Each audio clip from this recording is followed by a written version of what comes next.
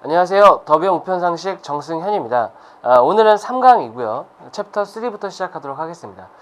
저번 1강과 2강에서 제가 말씀드렸듯이 문제는 반드시 수험생 여러분들이 푸신 다음에 다 풀고 채점까지 다 하시고 나서 보셔야지 도움이 되시지, 그냥 수업만 들으시면 아마 크게 도움이 안 될 수도 있습니다. 먼저 수험생 여러분들이 의문점이 생기는 걸 가지고 문제에 접근하셔야 됩니다. 자, 오늘 3강입니다. 자, 챕터 3고 우편물의 접수죠. 접수 방법. 자, 1번입니다. 1번. 우편물의 접수에 대한 설명으로 옳지 않은 것은 이랬습니다.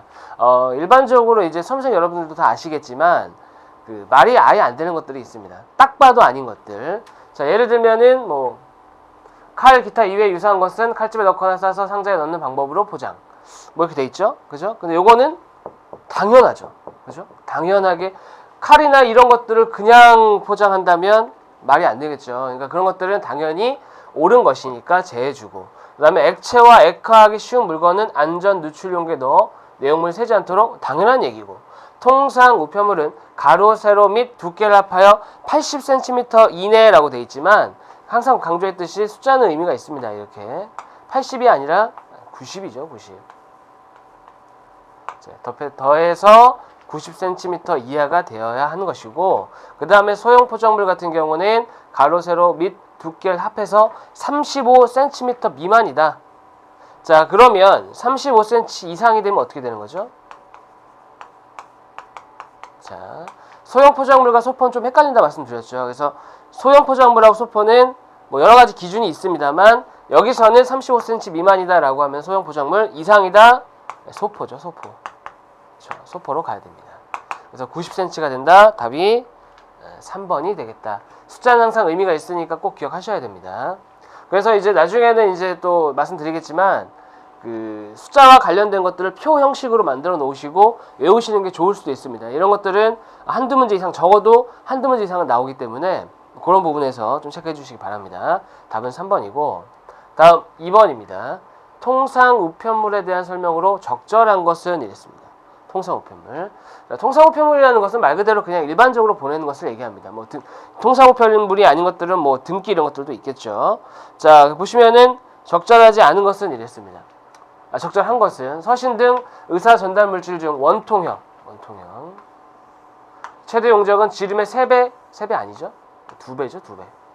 2배고, 길이를 합해서 50cm 미만이다. 1m입니다, 1m. 기억해 주시기 바랍니다. 그 다음에 자, 2번. 원통형 소형 포장물의 최대 용적은 지름의 2배와 길이 합을 합하여 50cm 미만이다. 앞에 맞습니다. 2배인 것까지는 같죠, 이거랑. 그러니까 이게 옳은 거였다면은 2배가 맞죠. 같습니다. 여기까지는 같고. 근데 이제 문제가 되는 것은 소형 포장물 같은 경우는 50cm가 아니라 35가 되겠죠. 35. 자, 그래서 적절하지 않고. 3번. 서적, 달력, 다이어리 우편물은 1m까지 허용한다. 자, 3번이 답이죠. 3번. 1m까지 허용하는 것이고. 그 다음에 최소 영족은 평면의 크기가 15 이렇게 되어 있습니다. 15가 아니라 14, 9죠. 14, 9. 지금 책에 보시면 14로 되어 있는데 14 곱하기 9입니다. 14와 9입니다. 14, 9. 체크해 주시기 바랍니다. 14와 9입니다. 14하고 9. 자, 최소 영적이 조금은 차이가 있었습니다. 그래서 답이 3번이 되겠네요. 3번. 되시죠? 이것도 마찬가지로 숫자가 의미가 있었다라는 거 꼭 기억해 주시고, 1m까지 허용한다. 서적, 달력, 다이어리. 자, 다음 페이지 24페이지입니다. 네, 3번입니다. 통상 우편물에 대한 설명으로 적절하지 않은 것 보시겠습니다. 자, 서신 등 의사 전달물 및 통화는 어느 길이나 60cm를 초과할 수 없다. 각각을 얘기하는 겁니다. 어느 길이라고 했기 때문에 길이의 합이 아니라 각각을 얘기하는 겁니다. 60cm를 초과할 수 없죠. 그 다음에 소형 포장물 같은 경우는 가로, 세로 및 두께를 합하여 35cm 미만이다. 자, 방금 2번에서도 보셨습니다. 2번에서도 뭐라 그랬냐면 그 원통형이긴 하지만 원통형도 35 미만이 돼야 되고, 이렇게 가로, 세로 및 두께를 합해서 35 미만이 돼야 되고, 그러니까 다른 상황이어도 둘 다 35라는 거. 근데 이제 그 통상 우편물 중에서 서신 등 의사물 전달물 같은 통화 이런 것들은 그 가로 세로 및 두께를 따지는 것과 원통형인 경우가 좀 다릅니다. 그래서 그건 좀 체크해 주시기 바랍니다. 그거는 책에 33페이지에 나와 있죠. 33페이지. 그건 좀 다르다는 거. 근데 소형 포장물 같은 경우는 35, 35 같다는 거. 거기까지 기억해 주시면 좋을 것 같고, 그 다음에 원통형의 최소 용적은 23 미만이 맞죠. 최소 용적 23이다. 맞습니다. 23이 돼야 되고, 그 다음에 요금 감액을 받는 정기 간행물은 600g이 최대 중량이다. 600g이 아니죠. 600g이 아니라 1200g이 되겠습니다. 그래서 답은 4번이 되겠네요. 4번. 1200g이기 때문에. 자, 했습니다. 숫자들이 계속 나오네요. 3번까지도. 자, 다음 문제 넘어가겠습니다. 4번. 자, 4번을 보시게 되면은 소포 우편물에 대한 설명으로 적절한 것은 이랬습니다. 자, 최대 용적은 가로, 세로 두 변을 합해서 160이다. 두 변이 아니죠. 여기다 뭘 추가해야 된다? 높이죠, 높이. 그 다음에 마찬가지로 최소 용적도 높이가 빠져있죠. 그죠? 자, 그 다음에 3번. 원통형은 의 최소 용적은 지름의 2배의 길이 합해서 35. 이건 계속 말씀드렸습니다. 그죠? 근데 35라고 쓰면은 안 되고, 사실은 틀린 말은 아니지만 35 이상. 여기까지 들어가면 더 정확한 말이 되겠죠. 35 이상. 그 다음에 중량은 25kg가 아니라 30kg죠. 10kg. 그죠? 50kg. 높이가 빠졌다. 이상이다 말만 추가시켜주면 4번이 되겠습니다. 답이, 3번이 되겠죠. 3번. 답이 3번이죠. 35라는 숫자가 상당히 많이 나오죠. 그래서 원통형 같은 경우에도 아까 말씀드렸던 것처럼 뭐 소형 포장물이나 이런 것들은 35 미만이 돼야 됩니다. 35 미만이 돼야 되는데, 그 소포의 경우는 35라고 하기도 하지만 35 이상으로 놓는 게 더 좋겠죠. 이상. 거기까지 기억하시면 될 것 같습니다. 자, 다음 5번입니다. 5번. 자, 소포 우편물에 대한 설명으로 적절하지 않은 것은 이랬죠. 적절하지 않은 것. 자, 어느 변이나 1m를 초과할 수 없다. 소포입니다. 소포. 자, 1m 초과할 수 없죠.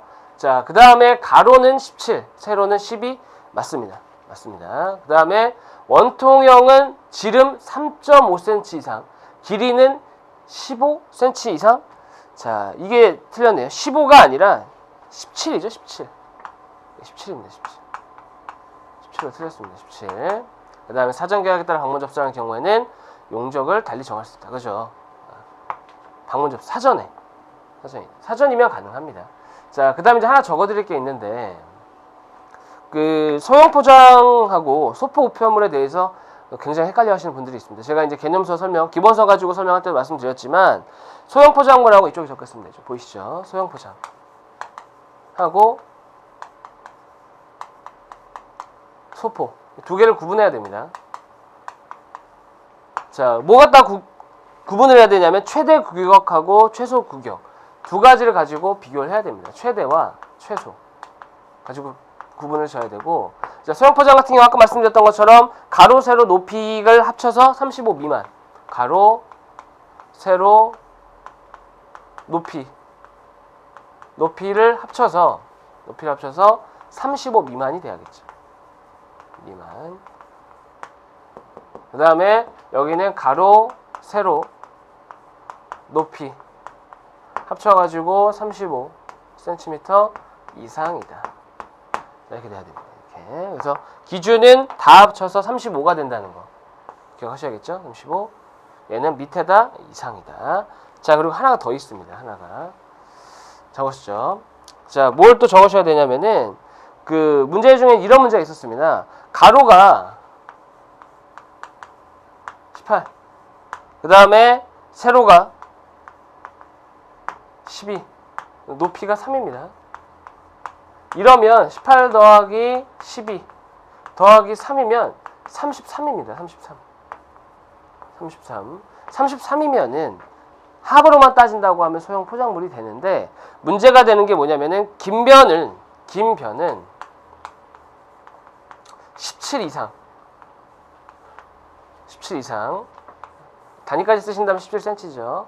자, 17cm 이상이면 뭐로 가야 되냐면은 소포로 가야 됩니다. 소포. 그러니까 이것만 놓고 보면 소형 포장물인데, 자, 여기까지 18cm라는 것은 소형 포장물이 가질 수 없는 길이입니다. 그래서 만약에 이렇게 나와 있는 경우는 33만 보시면 소형 포장물이지만 17이기 때문에 두 가지 형태로 구분이 돼야 됩니다. 첫 번째, 소포로 하려고 그러면 그냥 소포하면 됩니다. 예를 들어서 뭐 18 더하기 12 더하기 30이기 때문에 여기를 5 만드는 거죠. 아, 선생님, 교수님, 이거 3인데 어떻게 5로 만들죠? 박스를 그걸로 사면 되죠. 박스를 그걸로 사가지고 집어넣으면 됩니다. 그래서 저 규격이 5 이상이기 때문에 하시면 될 것 같고, 자, 그 다음에 35로 만드시면 될 것 같고, 그 다음에 소형 포장물의 경우는 소형 포장물 줄여야겠죠. 18을 뭐 16으로 줄인다든지. 교수님, 그럼 어떻게 16으로 줄이죠? 그러니까 줄일 수 있는 상황이라면 줄여서 보내야 된다는 얘기입니다. 그래서 이렇게 규격을 넘어가면 안 되기 때문에 자, 거기까지만 된다는 거. 그래서 소포로 할지 소형 포장으로 할지 이거는 선택입니다. 가능한 것으로. 만약에 이제 18을 더 줄일 수가 없다라고 한다면 더 늘려가지고 35 이상을 만드시면 되겠죠. 그래서 그렇게 하면 되겠습니다. 자, 됐습니다. 그래서 답이 이거 같은 경우는 이제 3번이 되는 것이죠. 15가 아니라 17이다. 17. 됐습니다. 자, 그 다음 넘어갔습니다. 챕터 4로 넘어갔습니다. 자, 특수 취급 부가 우편 서비스입니다. 그래서 뭐 등기 취급도 있고, 그다음에 통화 등기, 뭐 등등 물품 등기, 유가증권 등기, 그다음에 뭐 취급 어떤 취급들이 증명 취급, 배달 증명 뭐 이런 것들도 있습니다. 자, 같이 한번 살펴보도록 하겠습니다. 자, 1번을 좀 건너뛰었는데 1번 같은 경우는 그 2번에 보시면 등기 취급의 대상은 통화, 기준품 등 주관적 가치가 있는 것으로 유가증권은 해당되지 않는다라고 되어 있습니다. 그래서 사실 유가증권도 포함되어 있죠. 오타가 난 것 같습니다. 그래서 뺐습니다. 그러니까 유가증권도 포함시켜 주시고 답은 1번이죠. 그죠? 그러니까 2번에 유가증권만 포함시킨다고 한다면 기본요금의 5배가 아닌 10배가 되는 1번이 답이 되겠고, 2번은 유가증권은 넣어주시기 바랍니다. 2번에. 자, 그 다음에 2번부터 한번 보시겠습니다. 2번. 통화등기에 대한 설명으로 적절하지 않은 것은 이랬죠. 자, 우편으로 현금을 직접 수취인에게 배달하는 제도이다. 맞습니다. 직접 주기 때문에 의미가 있는 거죠. 그죠? 그러니까 이런 질문 하신 분들이 있습니다. 아니, 봉투에다가 그냥 돈 넣어서 보내면 되지 않냐. 그게 문제가 될 게 뭐가 있냐. 문제될 거 없습니다. 저도 해본 적도 있고 받아본 적도 있고 문제가 되는 건 없습니다. 단지 직접 통화등기 같은 경우 직접 주기 때문에 책임을 질 수 있죠. 그리고 그 사람한테 돈을 보냈다는 어떤 증명이 됩니다. 그래서 그런 용도로 이용하는 것이고 생각보다 많이 이용하는 제도이고, 그 다음에 취급 중에 망실될 경우 통화등기 금액 전액을 변상한다. 당연하죠. 당연히 변상해야겠죠. 자, 그 다음에 통화등기로 취급할 수 있는 통화는 국내 통화와 달러는 안 됩니다. 오로지 국내 통화만. 자, 그 다음에 통화등기 취급 한도액은 100만 원 이하이다. 그렇죠. 아주 많은 금액은 안 되겠죠. 자, 그래서 답이 그렇죠. 3번이 되겠습니다. 3번. 자, 중요한 건 직접 배달하는 거 좀 기억해 주시기 바랍니다. 자, 다음으로 넘어가시면 답은 그래서 3번이고, 3번 보시면 물품 등기의 취급 대상에 대한 설명으로 적절하지 않은 것은 이랬습니다. 1번 금, 은, 백금 및 이들을 재료로 한 귀금속. 자, 물품 등기를 왜 할까요? 등기라는 거는 책임을 지겠다는 겁니다. 배송의 책임지고 배송. 그렇죠. 책임지고 배송. 자, 이런 것에 의미가 있는 것인데, 금은, 백금 이런 것들은 귀금속, 그러니까 가치가 워낙 뛰어난 것들이기 때문에 책임지고 배송할 수밖에 없겠죠. 이런 것들은 배송을 해야 된다면. 자, 그렇기 때문에 이런 것들은 취급 대상이 되겠고, 다이아몬드, 진주, 자석 마찬가지가 되겠죠. 그 다음에 시계, 기념주와 여권, 응시원서. 자, 이런 걸 뭐라고 그러냐면, 자, 얘네들은 객관적으로 누가 봐도 중요하다 생각합니다. 물론 저기 뭐 아프리카 난민은 모르겠습니다. 아프리카 계신 분들까지는 모르겠지만, 멀리 계신 분들, 이런 게 뭔지도 모르는 사람들이라면 당연히 뭐 객관적이지 않겠지만 일반적으로는 중요한 거죠. 근데 시계나 기념주와 여권, 응시원서 같은 경우는 누구의 본인의 주관적 가치가 있는 거죠. 그렇죠? 주관적 가치. 그래서 주관적 가치를 가지고 있는 물품들, 그렇죠? 자, 이런 것들도 물품 등기를 하게 됩니다. 자, 그 다음에 신고가액 10원 이상 3천만 원 이하의 물건 이렇게까지 고가는 다루지 않고 300만 원이죠. 300만 원. 그렇죠? 300만 원 이하다. 자, 그래서 답이 자연스럽게 4번이 되겠네요. 쉬웠습니다, 사실은. 왜냐면은 주관적 가치만 좀 이해하고 계셨다면 4번이 답인 건 뭐 당연하겠죠. 자, 다음 문제로 넘어가 볼까요? 자, 4번. 통화등기에 대한 설명으로 적절한 것은 이라고 책에 나와 있습니다. 근데 통화등기라고 하더라도 뭐 문제는 크게 지장 없습니다. 푸는 데는. 근데 조금 더 정확하게 보험 취급이라고 들어갔습니다. 보험 취급. 자, 보험 취급. 왜냐면은 통화등기 말고도 좀 문제가 있기 때문에 자, 통화등기 말고도 있으니까 문제를 보험 취급으로 바꾸는 게 조금 더 적절하지 않을까 싶어서 자, 적절한 것은 이랬습니다. 우체국에서 판매하는 봉투를 모두 이용할 수 있다. 모두 이용할 수 있나요? 모두? 아니죠. 뭐 어떤 봉투를 파는지까지는 뭐 말씀 안 드리겠지만 그 보험 취급하려면 보험이 가능한 봉투가 있습니다. 보험 등기 봉투라고 있는데 자, 이 봉투를 사갖고 해야겠죠. 이 봉투. 보험 등기 취급용 봉투를 사서 하셔야 됩니다. 그래서 1번은 모두는 아니죠. 그렇죠? 그래서 가능한 것만. 그 다음에 물품 등기의 경우 물품 가액은 접수 담당자가 하는 게 아니라 발송인이죠. 발송인. 그 다음에 3번은 신용카드는 통화등기로 보낼 수 있죠. 가능하다.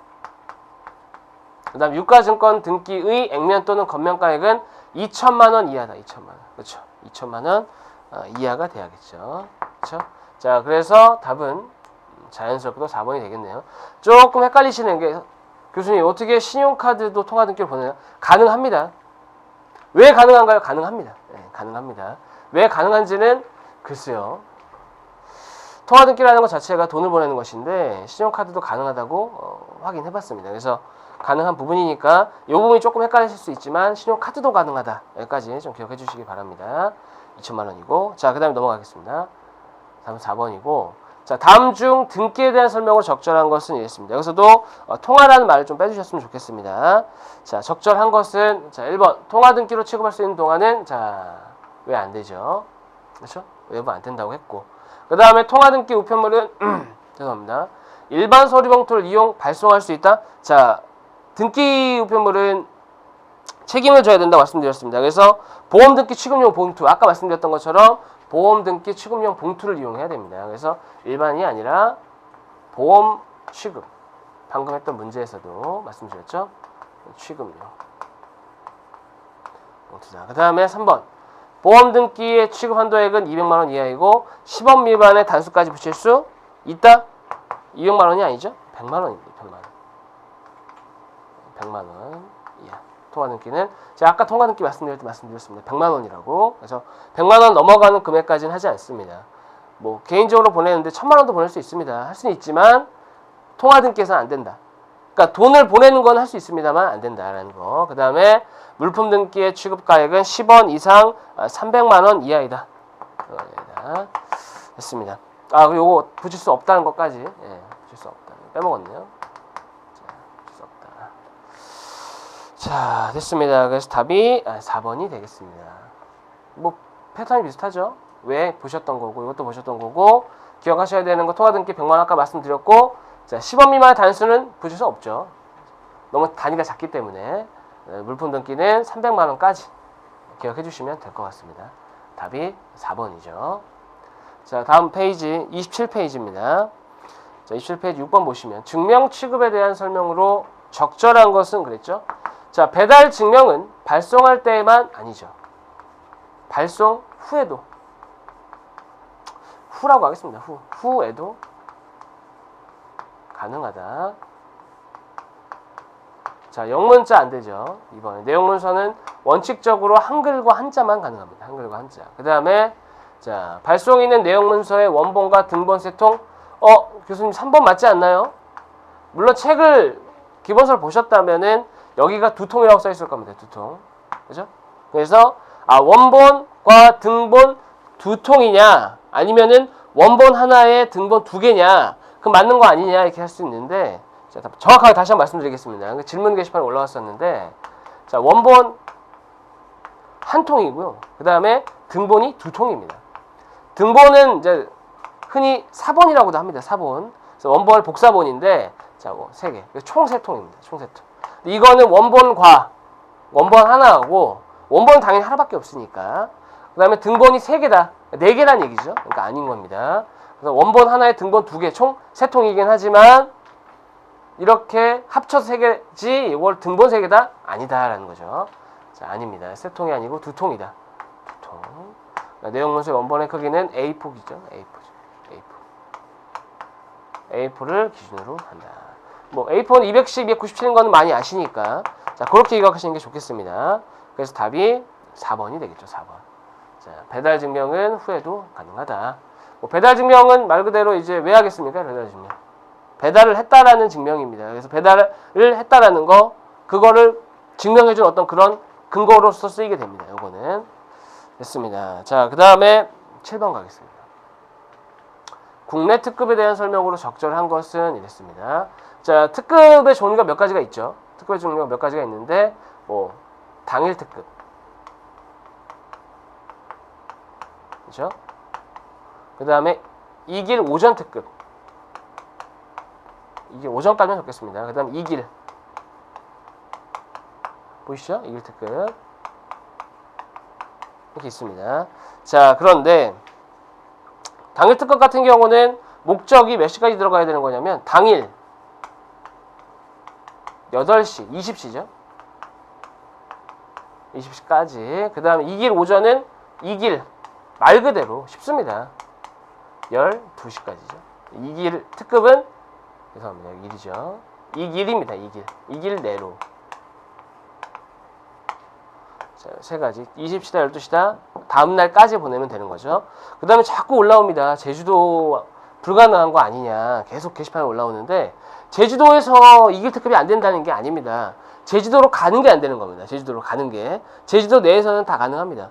왜냐하면 전국 모든 우체국에서 2길 특급이 가능하다고 했는데 제주도는 안 된다고 하지 않았냐라고 하시더라고요. 근데 제주도로 가는 게 다음날 가는 게 안 되는 거지 제주도 내에서는 2길 특급이 다 가능합니다. 다시 한 번 말씀드린 겁니다. 자, 2길 내로 된다. 자, 그리고 문제를 좀 보시면 이제 자, 접수사항 20시다. 답이 1번이네요. 끝났네요. 1번. 1번이죠.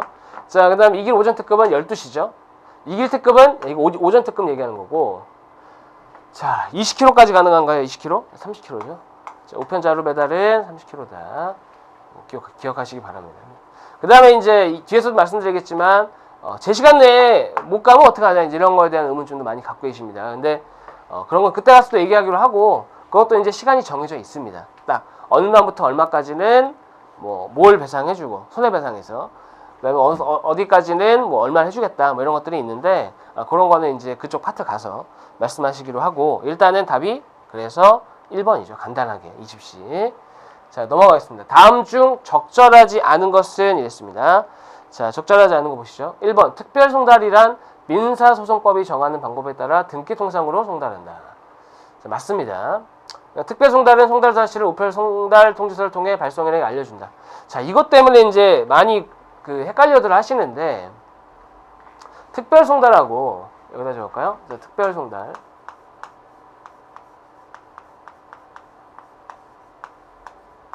자, 특별송달하고 그 다음에 등기 취급. 두 개 헷갈려 하십니다. 어떤 부분을 헷갈리시는 거냐면 특별송달 같은 경우도 송달 사실을 알려준다. 그 다음에 등기 취급도 책임지고 보냈다는 거 알려줍니다. 똑같습니다. 배달 결과를 알려주는 거.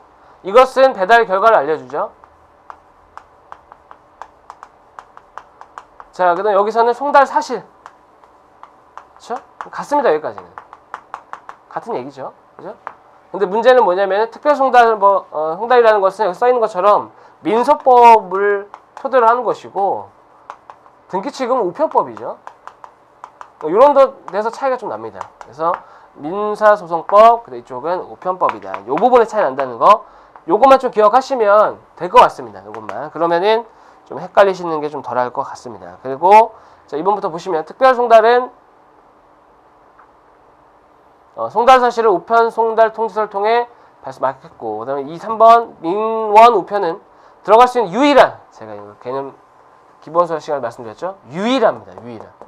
유일하게. 민원우편이라는 게 내가 민원 신청하고 그거를 봉투에 돈을 넣어갖고 보내는 겁니다. 그러니까 우리가 받는 게 아니라 보내는 거죠.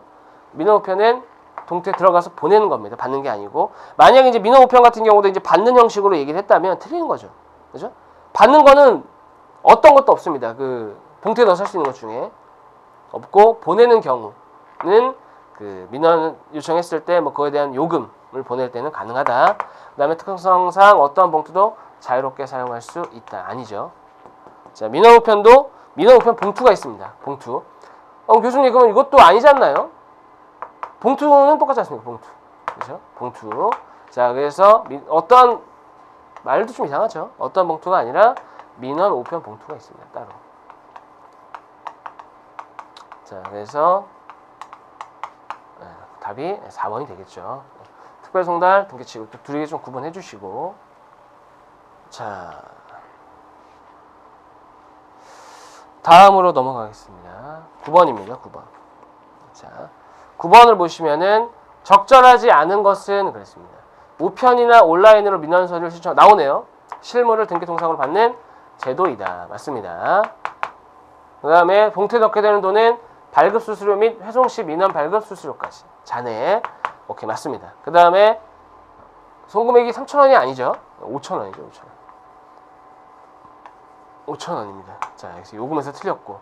민원 우편은 이길 특급이다. 자, 이길 특급이 되니까 전국에 있는 모든 우체국에서 가능하겠죠. 그렇죠? 됐습니다. 그래서 답이 3번이 되겠습니다. 3번. 아시겠죠?